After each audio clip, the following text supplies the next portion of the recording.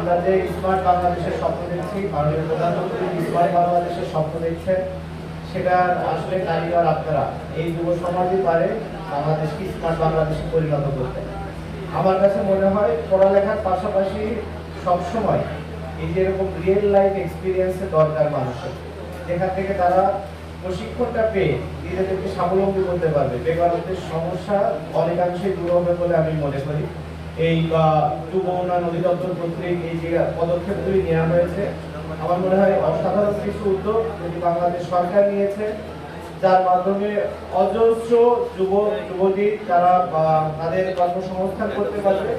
শুধু অন্যের উপর ভরসা করে তারা থাকবে না, তারা নিজেদের পায়ে দাঁড়াতে পারবে, স্বাবলম্বী হতে পারবে, তাদের পরিবারকে স্বাবলম্বী করে তুলতে পারবে।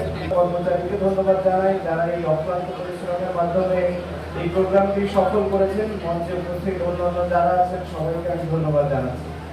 যুবকদের নিয়ে আমার আশা অনেক এই কারণেই আমার কাছে মনে হয় আমিও তাদের কাছাকাছি বয়সী, তো স্বাভাবিকভাবে তাদের সাথে আমার মতের একটা মিল থাকবে, এটা খুবই স্বাভাবিক। এবং আমি চাইবো যেন তারা আমার সাথে একত্রিত হয়ে আমরা পুরো মাগুরাটাকে একটা উন্নয়নের অগ্রযাত্রায় নিয়ে যেতে পারি, এবং সেই কারণে আপনাদের সবার সহযোগিতা আমার প্রয়োজন। আশা করছি আপনাদের কাছ থেকে আমি সহযোগিতা পাবো। অ্যাট দি সেম টাইম আমার যা যা করার দরকার আছে আমি সর্বোচ্চ দিয়ে করার চেষ্টা করবো।